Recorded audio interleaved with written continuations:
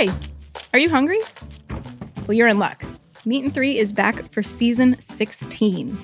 I'm Taylor Early, and we've got a whole new batch of reporters I am so excited to introduce you to. Hi, there. I'm Elizabeth Fisher. Asha McElroy. Sam Girardi. Jessica Gingrich. Hannah from Wisconsin. I'm a swing dancing audio engineer. I am a future registered dietitian nutritionist. I'm from New York, and I love rice and beans. My favorite food of all time is a shrimp burrito. I love watermelon. We've also got a bonus podcast for you called Behind the Internship. 3 of our reporters will take you along to show how they developed stories for this very show, Meat and Three. Hi, I'm Danielle Flitter, a plant-based chef from Philadelphia, living in Mexico City. I'm Sophia Hooper. I'm a bartender based in Portland, Maine. My name is Addison Austin Liu. I am a chef and food journalist from Salt Lake City, Utah, and my favorite food is Peruvian. Rice and beans. Hand-drawn noodle soup. So tune in to enjoy a square meal for your ears. And I hope you saved a little room for dessert. My name is Samantha Garner, and I'm from Boston, Massachusetts. I'm a Cheeselandian because I take cheese seriously, just like they do in Wisconsin. Go to cheeselandia.com to learn more, and if it's for you, sign up.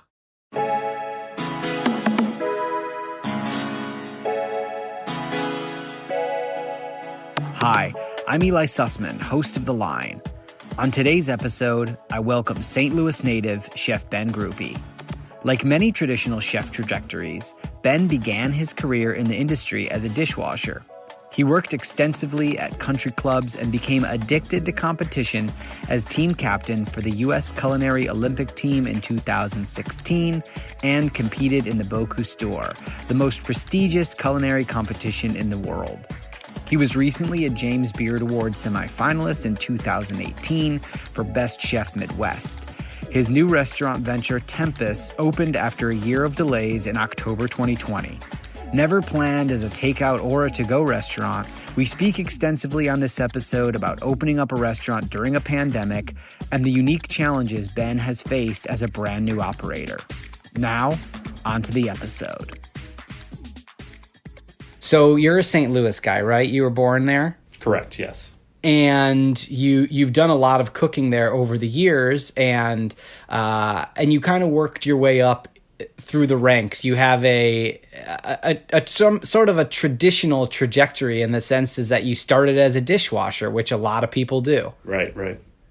So where was that first job? How old were you? And what was that experience like? Did you catch a bug from it, or was it just a job to make some extra bucks on the side? So it was kind of all encompassing. The first job I had, I had to actually get a work permit. It was like 14 and a half. A friend of mine's dad worked at this banquet facility that was in St. Louis. And I would just go in and more or less help bus tables, help with party cleanup. It was a banquet facility, so nothing too exciting or complex there. But that was kind of my first introduction to the hospitality industry. But my first kitchen job, I was a dishwasher. That was the small restaurant in Clayton, Missouri. It's called B. Tomas. It's no longer there. It was a small mom and pop joint. But I took the position as a way to kind of hang out with my friends, and I, didn't take it seriously whatsoever at the time. It was just a way to more or less have fun and make some extra cash. When you were younger, high school age, maybe even a few years before that, did you have dreams of doing something specific career-wise, or were you not really sure what you wanted to do? Did you fall kind of backwards into food, or was it always pretty much the career path for you? I kind of fell back into it. It was, so throughout high school, a friend of mine and I had a lawn business. My good friend bought it from his brother when his brother went to college. And we did that in the summer months, summer and spring. And, it was cash money. It was, we were working for ourselves. So I always kind of had that entrepreneurial drive or whatnot. Definitely didn't take it seriously whatsoever. But it was, we were in high school. We were making cash. We were having fun. And then in the winter months, that's kind of when I started going leaning towards culinary or hospitality. That's, like I mentioned earlier, that's where I, worked at this banquet facility that did, big wedding parties and whatnot, but then literally fell into a dishwasher position that kind of set me on that culinary trajectory to where I am now. When I look at some of the earlier places that you worked, I see, a racket club, I see some country clubs, and a lot of those places, I'll say, unfortunately, sometimes people tend to look down on those type of jobs as like not being truly culinary because there's not a lot of creativity in those type of jobs. But I would say that they create a wonderful foundation for a cooking career based on a couple things. First, volume. Yeah. And secondly, repetition. Even if the menu doesn't change that often, you can get really good at cooking something if you have to pick up, 100 chickens in a night, every single night. You can really develop a huge amount of excellent skills that way. So I would love for you to talk a little bit about what those experiences were like at Meadowbrook and Old Warson, and just generally what you took away from those experiences. Mm-hmm. Yeah, so I didn't start taking this career or the culinary career seriously until I went to the kitchen of Chris Dessens at the Racket Club Ladue in St. Louis. He is one of my mentors, great friend of mine to this day still. I still rely on him for consult and motivation. But, I started in his kitchen, and that's where I really started taking it seriously. He really took me under his wing. He was, at the time, just to kind of wrap it up, he was trying out for the United States Culinary Olympic team. He's the one that introduced me to the Greenbrier Hotel apprenticeship program that I later became an apprentice at. But I did an apprenticeship underneath him for 2 years, and I consider him the first part of my foundation, without a doubt. And that's what I really loved about the atmosphere and the environment in that country club's kitchen. It instilled kind of that discipline that a lot of places were not offering. It was, your mise en place was always done the right way or done the same way every time. If it wasn't done the right way, you're always redoing it. It was the repetition, like you mentioned, of banquets, the repetition of a la carte service. The menus changed frequently, but it was nothing that was like avant-garde or like cutting edge. It was all like real classical French technique, classical sauces, hollandaise sauces, bechamel sauces, poultry jus and beef jus, things of that nature. So it really kind of solidified a foundation for me. The cool thing about those foundations is like those are true building blocks for later on when you want to get creative, and you do end up having some menu control. You think to yourself, well, I know how to make a stock, which I can then turn into a sauce and I can butcher. Were you learning all those types of foundational skills at those places, or did you learn those more at Greenbrier in the culinary program? More of the fine tuning was done at the Greenbrier, but like throughout the places I've worked at throughout my career, like, there was certain things that stood out at Racket Club, which were kind of like instilling that drive, instilling that discipline, and kind of really, it gave me a glimpse into what you could be. And then when I went to Old Warson, that place was a monster. I mean, it was, there were 20 cooks on the brigade. There were, it was a 6-day-a-week operation. And then like banquet season was just insane. I mean, it was all about volume. So like what I took away from Old Warson was, developing those leadership skills and of commanding what to command and how to command from the cooks, because you had cooks that ranged from like entry level that were green as the grass, and then you had some cooks that were very, a little more well seasoned. So it really got to learn how to push and get the most out of the team. But of most things, it was really fine-tuning organization, because of obviously doing such high volume, you had banquets and a la carte service going on at the same time out of the same kitchen. So it was a little nerve-wracking at times, but definitely took away organization and discipline from that place for sure.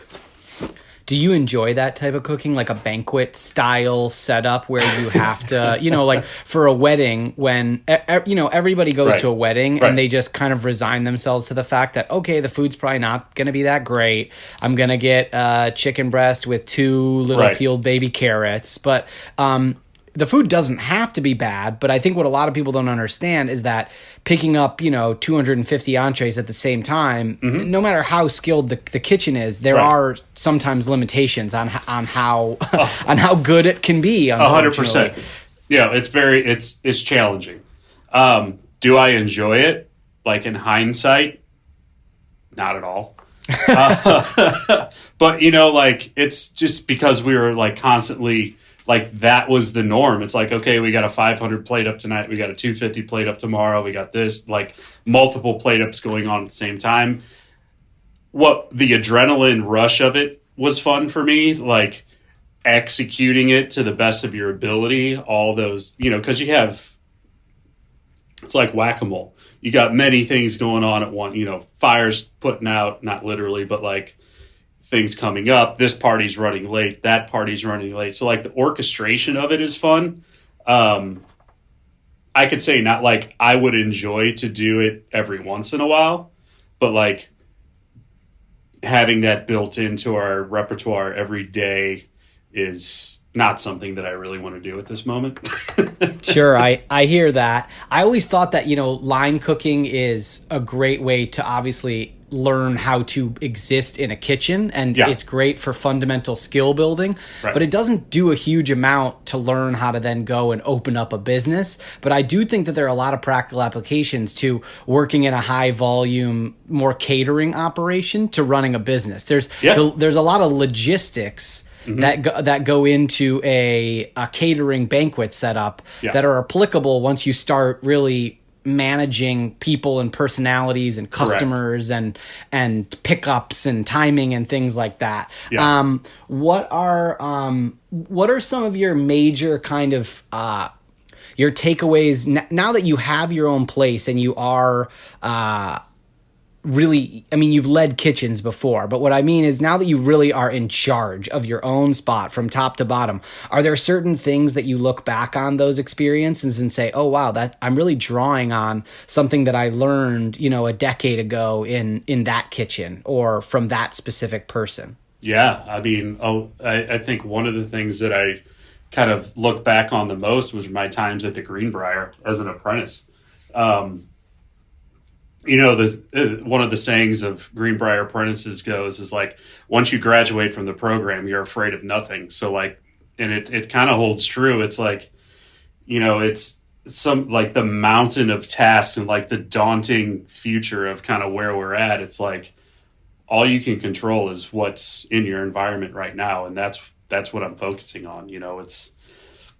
We can just keep doing our best day in and day out and just make it a little bit better tomorrow. But like, there's 3 of us in the kitchen now. So imagine running a restaurant with doing decent volume with just 3 people. It's just with culinary, there's 5 of us total. So it's you're really the butcher, the baker, the dishwasher, the porter, shipping, receiving, accounting, payroll. There's many hats that you wear throughout the day. And it's what I'm really grateful for in my past experiences, especially at the Greenbrier, was having mountains of work and expectations thrown at you that there was no other way but to succeed. Like failure, not to say it was failure, but like not doing that was not an option. So it's a challenging task that's ahead of us, but we're putting our head to the wind and we're confident in our abilities and the team that we have, and we're just pushing every day. Greenbrier, from what I read online, is not an easy place to finish and graduate from. There are, it kind of can chew you up and spit you out. Is that a fair description of the program and how difficult it is? I would say that's a fair assessment, yes. Why is that? Just for people listening and myself, of course, that aren't familiar with it. So it's in West Virginia, right? And it's a 2-year program, or is it a 4-year program? It has changed over the years.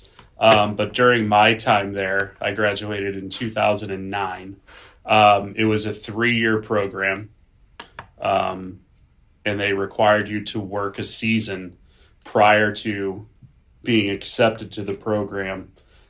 Just to make sure that, you kind of knew what you were getting into. And 2, it was more of like, let's say it was your freshman year, they were kind of feeling you out as well, because they don't want you to commit and have yourself join this program and then, 3 weeks and be like, oh man, this is insane. I can't do this. So, there's a lot that's invested from, the chefs and the team that was at the Greenbrier time. They invest a lot of time, resources, and energy into you.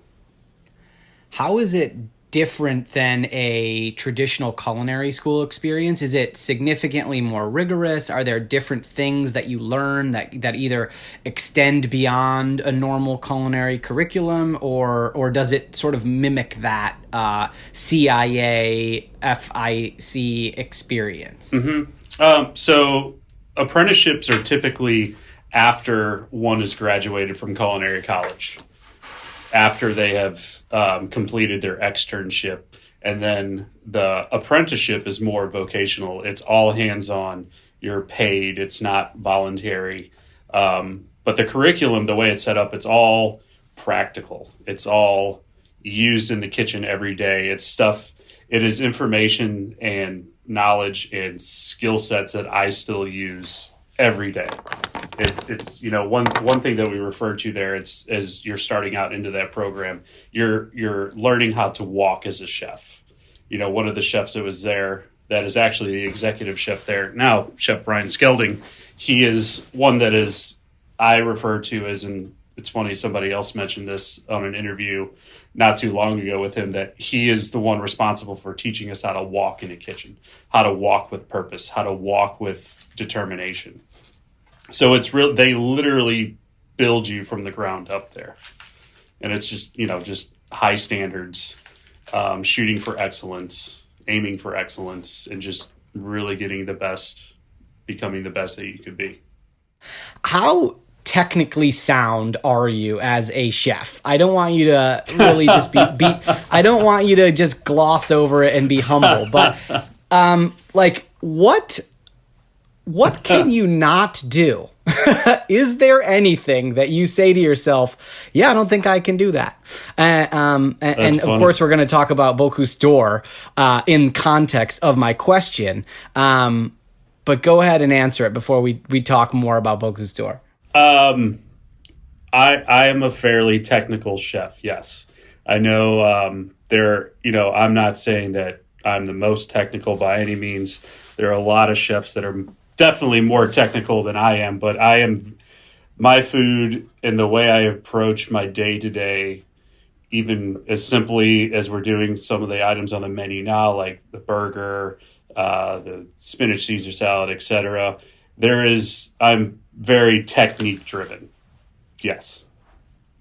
And so when we're talking about just skills that one can acquire in a kitchen, which is that, I spent a little time at a meat restaurant and now I know how to butcher a couple different things, and I worked at a seafood restaurant, I'm fairly proficient in that. I worked in a bakery. But talk about just the general training that you went through for your Bocuse d'Or experience, and how long it was and how rigorous it was. It is intense. I obviously have never gone through it myself. The closest comparison that I can imagine, and it sounds a little bit like the Food Marines, if that's a fair comparison, the amount of training that went into it. Yeah. So talk a little bit about that and what that did to you.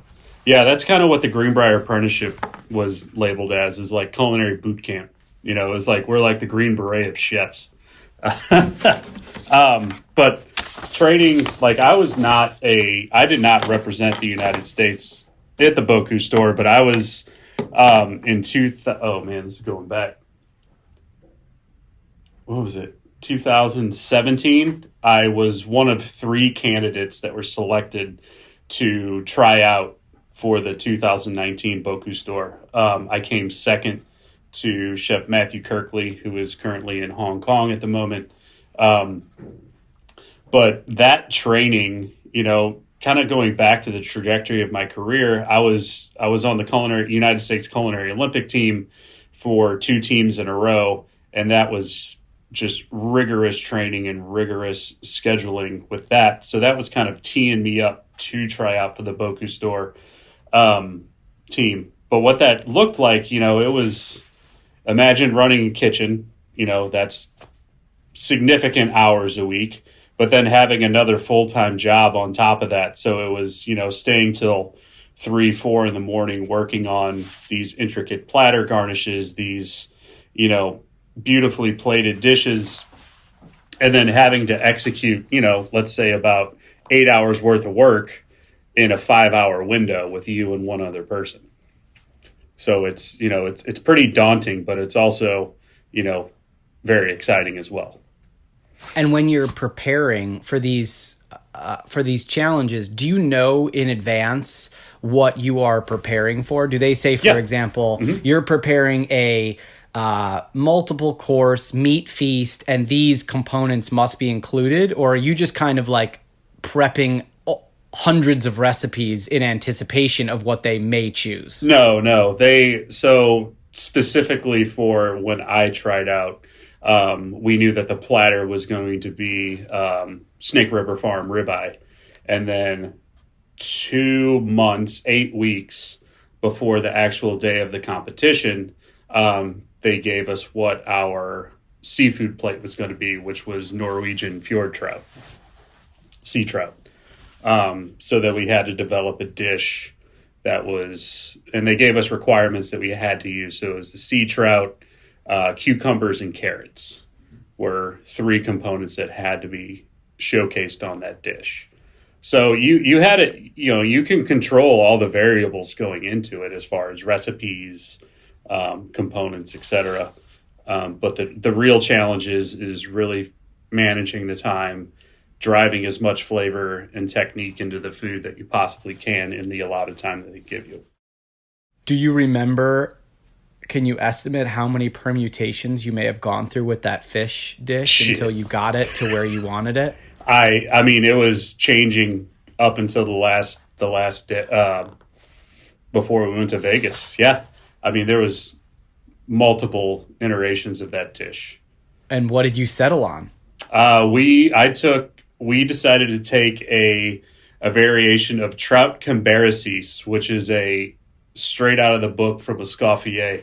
It's a trout dish that showcases carrots. It's a loin of trout that is larded with carrots. But we kind of flipped that on its head, and I did a very elegantly poached trout that had a curried carrot terrine that was on top of it. We had vermouth braised vermouth braised cucumber that was filled with smoked trout belly that had a little brioche crouton on top with Ocetra caviar, a eggless trout a carrot custard with a caviar beurre blanc sauce with micro Parisian cucumbers and some more trout caviar. Yeah, it was pretty interesting to say the least. Are you sick of ribeye and trout still to this day, or have you come back around to any of those items that you were working with? It's funny you asked that. I just put trout on the menu at 10. So it doesn't haunt you. You've overcome your No. And so when you get there and you present it, are you cooking one plate to be judged, or what exactly is once you got to Las Vegas, what occurred? So it was like, imagine traveling with 4 coolers packed full of food on airplanes, And then you arrive in Las Vegas, and it's humid, it's hot, it's busy. You meet some of the team there, of the Mentor Foundation. You meet them there. They whisk you away in this, this van, and you have all your luggage and all your food, and you're just hoping that everything made it okay. TSA didn't take anything. Pull up to the Venetian Hotel. There's more members of the Mentor team that greet you, and you unload. You go straight into the bowels of the Venetian, or I think it was the Venetian. Then you're in the bowels of the Venetian, which is like a whole nother, I don't know if you've been to a Vegas hotel behind the scenes. It is monstrous. It's insane. And then we had a corner set up for us in the bake shop, which the bake shop was like 4 times the size of the Tempest kitchen. And we just set up shop there. We unpacked everything. We double checked everything. And, we had some small shopping and shipping items that came in, and then we just hit the ground running. The ribeye platter was a platter for 10. So you had 10 portions or 12. There were 12 portions that are on the platter. So everything is put on the platter. So there was a main ribeye piece, and there were 2 ribeye en croûtes that were on there, and there were 3 garnishes. That's all placed on the platter, and then they parade that down in front of a panel of judges, take it to a table, and then you break the platter down with your commis and plate everything up, and then it's sent to the judges. Then you go back into the kitchen, or the fish plate was first, and that was 12 portions plated restaurant style. I had it mixed up there. And so after that experience, did you kind of feel like you could take anything on after that? Did it deflate you in any way? Like, how do you feel after that whole experience and you come in second? After that experience, I was deflated is kind of an understatement. I was devastated. We felt really good about our program. We felt really good about the food that we were putting up. I mean, it was a great honor to even be considered for that competition, and even to compete against and to compete with the chefs that were there. Chef Jeffrey Hayashi, who came in third, and then Chef Matthew Kirkley, who was in first. Just being included amongst those chefs it was incredible. But like we were very confident going into it. We felt really good about what we did in our performance that day. But it was really, in hindsight, looking back,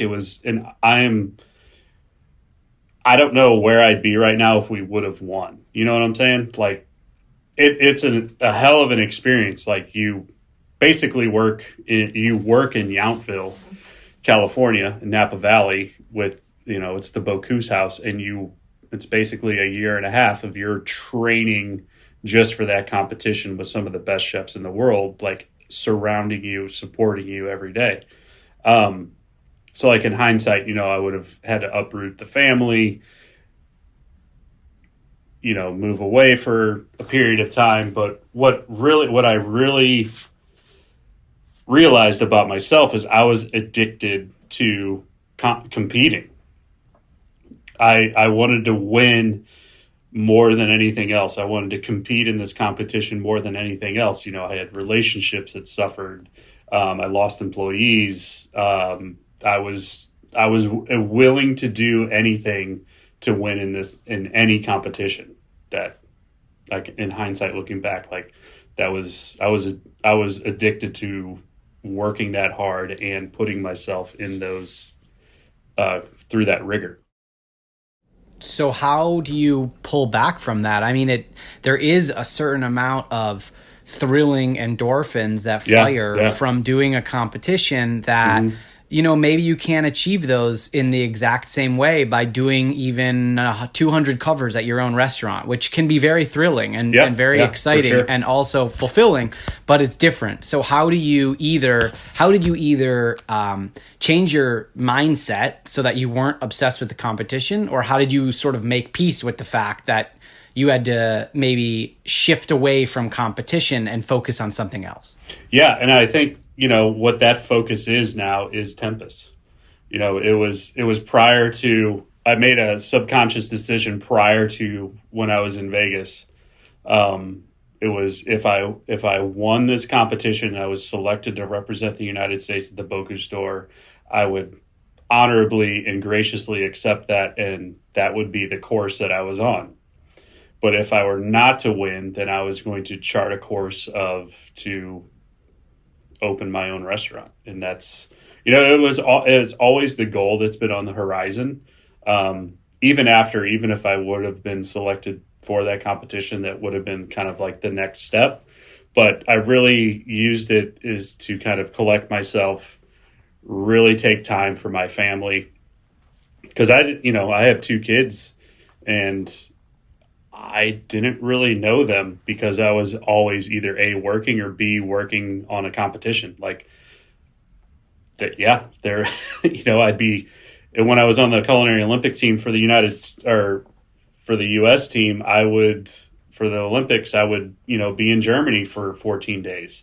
There was another competition that we did that was in Luxembourg. I'd be there for 14 days, but then you're also practicing every month.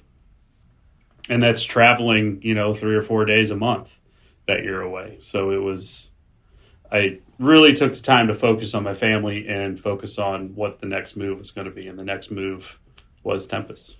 We're going to take a quick break. Stick with us for more of The Line here on Heritage Radio Network.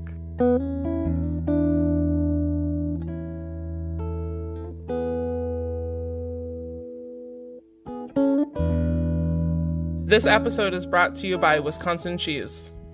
My name is Samantha Garner, and I'm from Boston, Massachusetts. I'm a Cheeselandian because I take cheese seriously, just like they do in Wisconsin. Cheeselandia is a community for loud and proud cheese lovers brought to life by Wisconsin Cheese. I know that I can always cook amazing food with their cheese, and it's even good enough just to snack on. As a Cheeselandia member, I know there is always a supportive community behind me who always gets as excited as I do about cheese. Go to cheeselandia.com to learn more, and if it's for you, sign up. Check us out on Instagram at Cheeselandia. Welcome back to The Line. I'm your host, Eli Sussman. On today's episode, I welcome St. Louis native Chef Ben Grupe. Here's the second half of the episode, talking about his restaurant Tempest that opened after a year of delays in October 2020. It's kind of amazing that you've been able to frame Tempest as almost like something you can control more and that won't take up as much of your time, even though operating a restaurant is perhaps the most difficult entrepreneurial job that anyone can embark on. But yet it seems like you looked at it as an opportunity to perhaps refocus on things that were of a newfound importance to you. So when you began to really dig into Tempest more than the competition and pursuing your own project, what were the initial steps? Did you look for investors and look for a space? Did you take several months off to kind of just gather yourself and write a business plan? Walk me through those first couple months when you were figuring out what to do next. Mm-hmm. It was it happened a lot faster than I thought it was going to, and I'm very grateful that it has happened the way it has. So I've been working on piecing together throughout my career what this restaurant was going to be.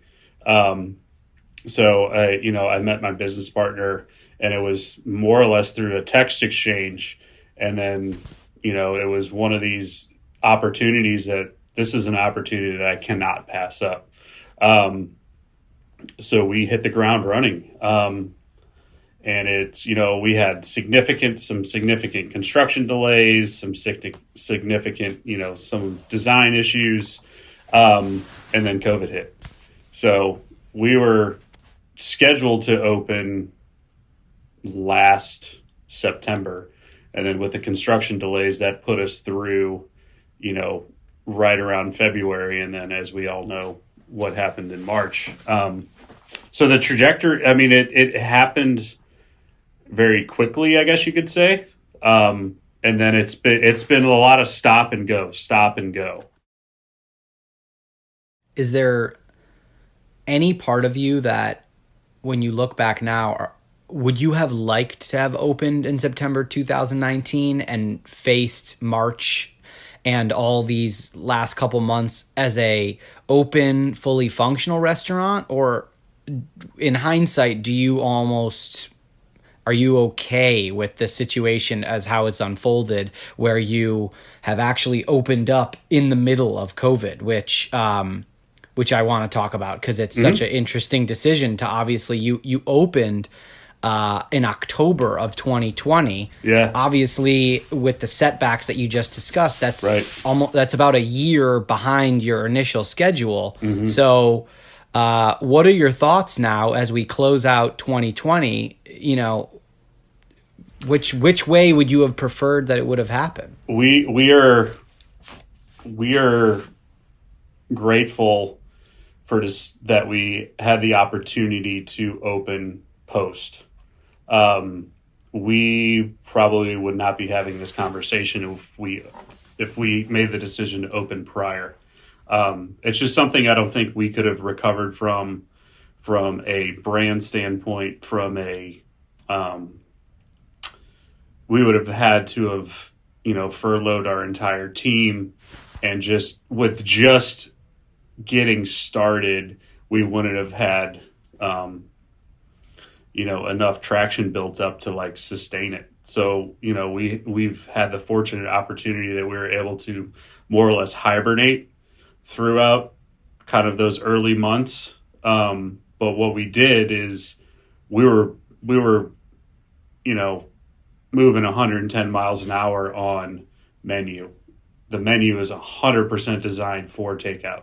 It was the packaging. It was okay, the containers, the packaging, it all has to match. There's a purpose to everything. It's not just calling up a purveyor, be like, hey, I need some boxes and I need some bags. So we took it seriously, and our goal was to, be one of the leaders in the pack when it came to curbside hospitality. We want our guests to have an experience that is not just opening up a box and be like, oh, this is cool, I'm just going to put it on a plate. It's like, oh, wow. We want it to be a very thoughtful, enjoyable experience. So that's what I mentioned, that hibernation stage. It was literally revamp the entire menu, and it's 100% designed for takeout. The dining room as today, it sits dark, because we wanted to gear everything to takeout, because the reality is, as hospitality professionals, our industry has changed forever. It's this not to use the word the new normal, but this model that we're operating with now and everyone is operating with, it's not just gonna, the switch of the light's not gonna flip and it's all gonna go back to normal. This is gonna stay with us forever. That is, it's my opinion that the takeout curbside model will continually be a part of our restaurants and other restaurants' platforms. If you would have opened normally in February, would takeout have even been part of the equation? No, it wasn't. No, not at all. So you went from being a restaurant that was going to be a 50-seat-ish plated dine-in restaurant. Right. We can call it was casual, but not in food, more in vibe, right? So, yeah. And then you have had to figure out an entire menu that travels well and that people would be interested in purchasing from you, even though as an owner operator, you don't have a track record in St. Louis. No, because this is your first venture. So, how did you go about convincing people that they should give you a shot, a restaurant that had never been open before, and say, hey, come in and get carryout from us because we just opened and we would love it if you would check us out. It's such a unique way to have your first experience with a restaurant, is to never step inside and order online and say, I'll give it a shot. It's something that you traditionally do with a local Mexican joint around the corner and you say, you know what, we'll try tacos from them. No problem. Right. So how did you convince people to give you a shot when they had never experienced your restaurant before? I think a lot of it is based off of some of the previous places that I've been in. So more of my track record or my pedigree of places I've come from, which have been more of fine dining. And that is, fine dining kind of gets tossed around a lot. Like our plan and our goal for Tempest was to be like fine dining with hip hop and rock and roll. There's no white tablecloths. It's fine dining, precision and executed food, but extremely laid back atmosphere, fun, urban and energetic atmosphere. But like what was interesting and challenging for us with takeout and still is how are you delivering hospitality through takeout? How are you delivering? How are you selling? How are you setting yourself apart from the other restaurants? Like, why are guests choosing to come to your place as opposed to the place down the street? And I think that's what we're seeing in our retention from our guests. It's the quality of food that we're doing. It's the presentations of, not necessarily the presentation of the food, but it's how the food is thoughtfully packaged, how it's delivered, their thank you notes, the menus, the intention of, like the polenta bolognese dish that we have on the menu. It's very warm and it's a hot dish, but it's kind of like that soul food, that comfort food that people are, and including myself, are kind of craving, especially during the season in St. Louis where it's cold and cloudy outside.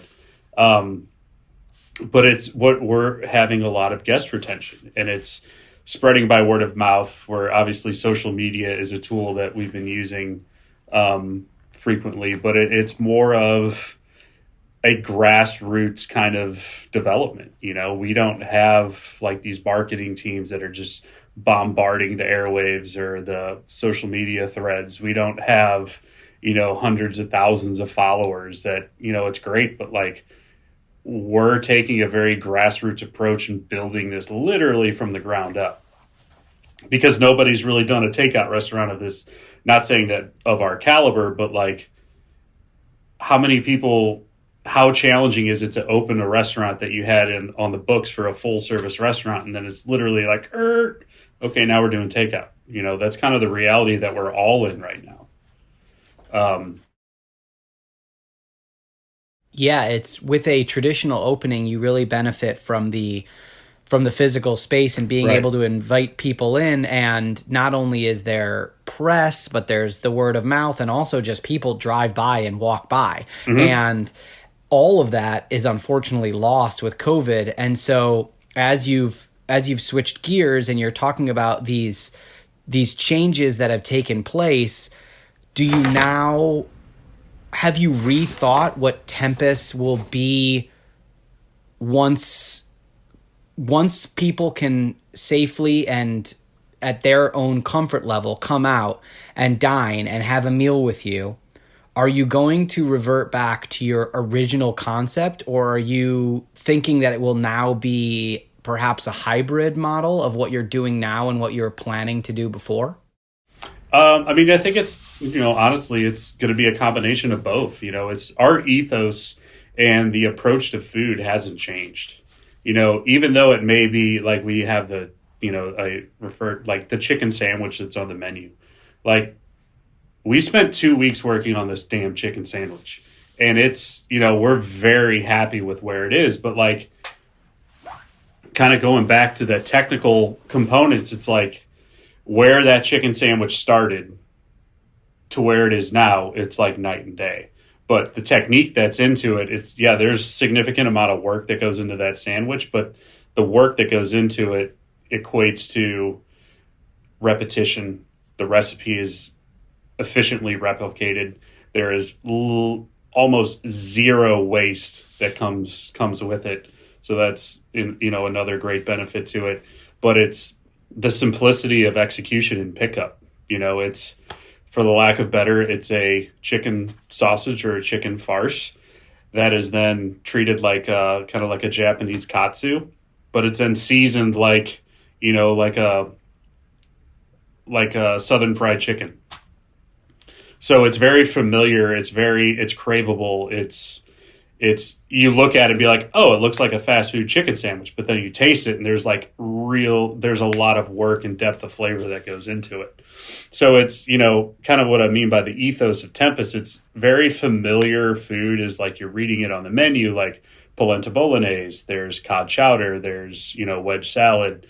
That's my style. Even if it were in the dining room, it's very familiar and identifiable. But then you see the presentation, and you eat it, and you're like, oh wow, there's a lot going on here. That's not just a chicken sandwich per se. It's kind of taking it a little step further. I want to build on you led me into my next question pretty perfectly, which is, you sound obviously like someone who is a tinkerer and a recipe tester over and over and over. And obviously we know about your past history of cooking a dish so many times you can't even remember how many different ways you made it. So right. I wonder, how do you, or is it someone on your staff, how do you reel yourself in and say, you know what, this is good enough, or it's great enough to be on the menu, and I just have to walk away from it and put it on the menu, and I'm not going to mess with it anymore? Yeah. Or do you not do that? Are you just putting a chicken sandwich on, and every other day you're thinking to yourself, I think I'm going to tweak it a little bit? Everything's always in kind of a constant, I don't want to say, not everything's changing every day, but everything's in a constant state of evolution.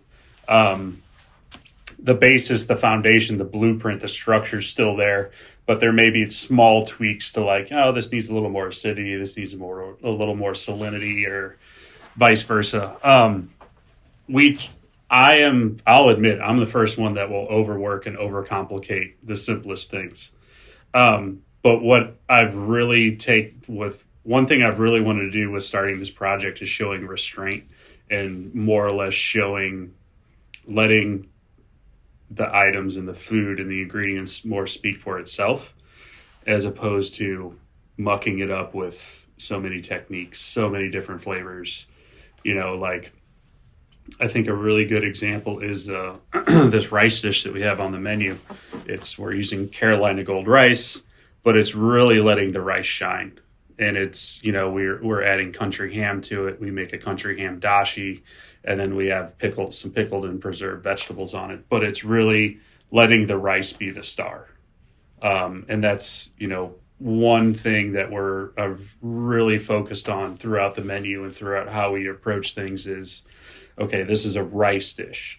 This is a salmon dish, or this is a octopus dish. And it's really, everything that's going with it is accentuating that kind of main component of the dish, and everything else is kind of playing, support for that dish.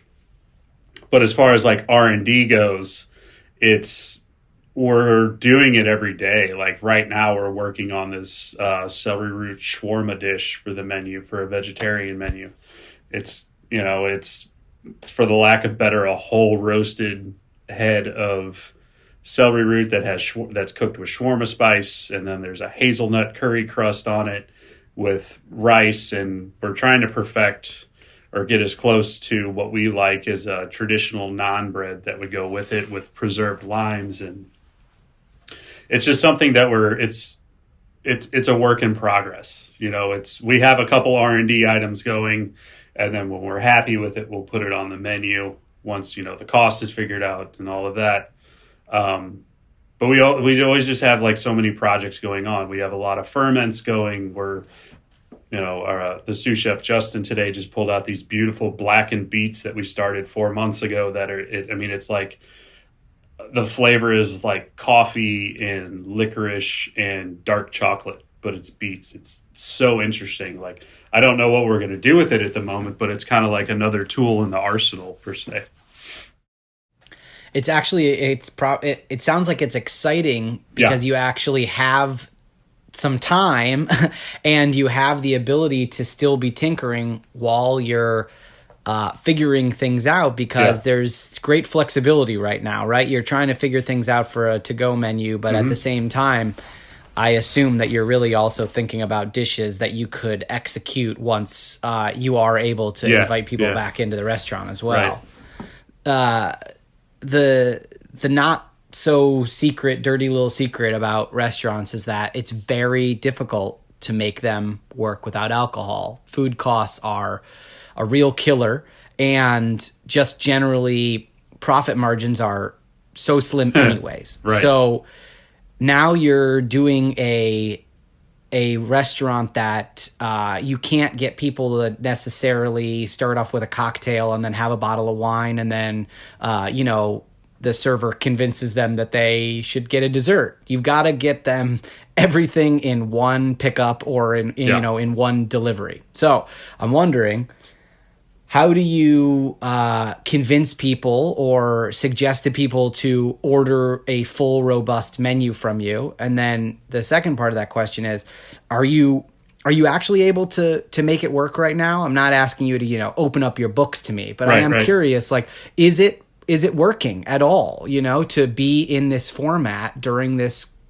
crazy COVID time?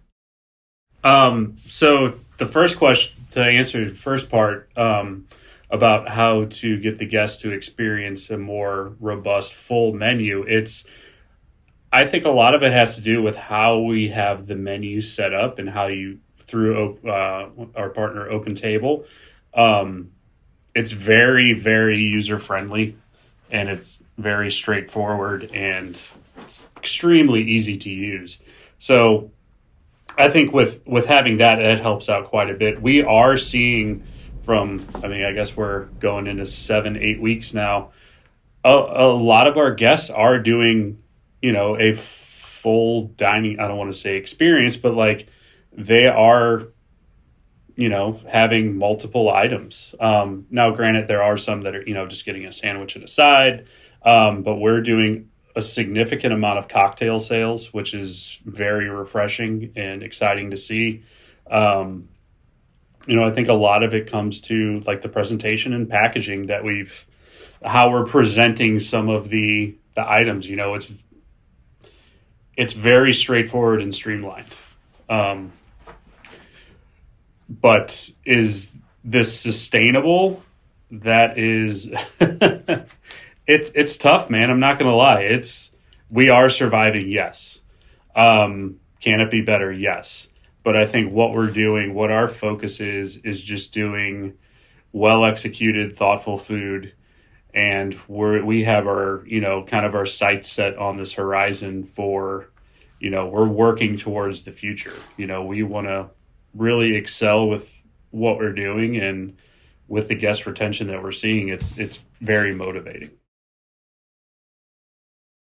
When you wake up in the morning and you're going to your restaurant and it's not, what you had thought it was going to be in September of 2019 or even February of this year, do you have days when you just like the frustration almost overtakes you, or is your mindset in a different spot? Are you looking at it optimistically, or is it a blend? Do you have good days and bad days?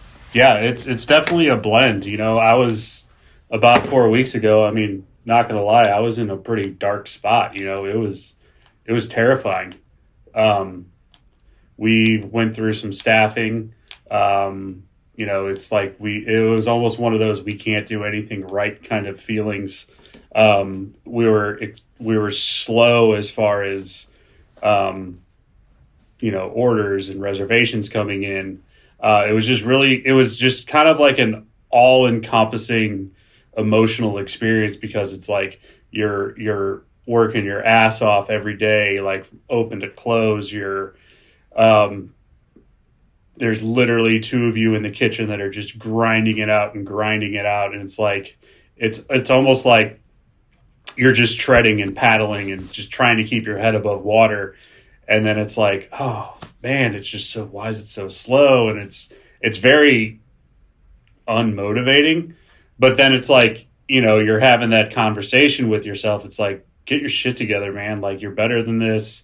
You have to stay motivated. You have to keep pushing. It's really relying on the people around you to like pick each other up and move you forward.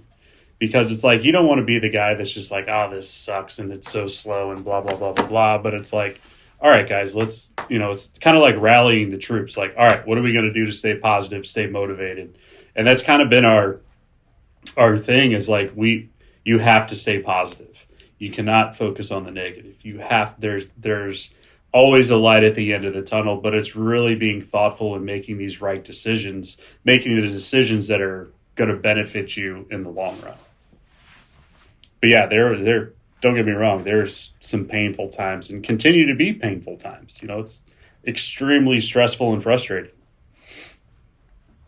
Yeah, unfortunately, New Year's Eve is often a time to reset yourself mentally and physically, and you can start off a new year in a totally different way. But we are gonna turn over the calendar into January 1st, and we will still be in the same situation. As a business owner and as a restaurant in any city in the United States right now, nothing magically resets on January 1st. So it is a bit of a there's no other way to describe it. It messes with your head, where normally you would be thinking of like the calendar year and Q1 of 2021, what are we going to do to get through January, February, March, April? But now you've got different things layered on top of that make it even more difficult. So, finding that positivity and that optimism in every single day is definitely a challenge. I'm wondering, if there's one thing that you could say to someone in St. Louis who has not been to your restaurant yet, what would you say about Tempest? What do you want people to think of when they think of your restaurant and when they consider going, and when they tell someone, oh, have you heard about that restaurant Tempest? What do you want people to think about and to say to each other when they talk about your restaurant? I mean, the first thing that comes to mind is like, wow, that was just a really solid meal. Like, it's believe me, it's nothing life-changing. It's nothing like, it's not like an avant-garde, like, oh my God, I've never seen anything like this. It's just very well executed, sound, simple, thoughtful, delicious food. Like, that was just a really good meal. And that's, at the end of the day, that's that's all of us. That's what we're trying to is just cook and produce really good food. And, and it's not that simple. It's I want the guest experience, or somebody that hasn't been to Tempest, just to hear is like, oh, hey, have you tried Tempest? Yeah, it was really good, man. Like, you should check it out. And that's a lot of the feedback that we're hearing. That's what's been motivating, is the genuine feedback that we're getting. Is it all positive? No. But we're taking some of that constructive criticism and we're thanking those guests for, like, thank you for sharing that. We are going to do this and this and this to make it better. Because at the end of the day, everybody's just striving to be better than you are the next day.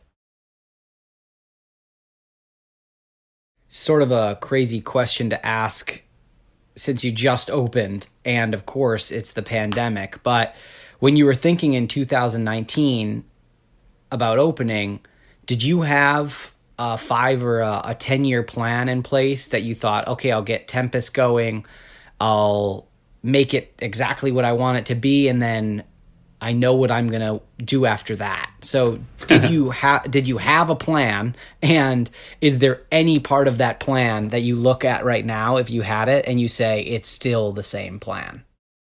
Well, as they say, plans change. There was no, like, I had subconsciously, there's, another concept that I want to do, but that's not happening for a long time. But it's one of those things. It's like the time's got to be right. it's now we're 100% focused on Tempest.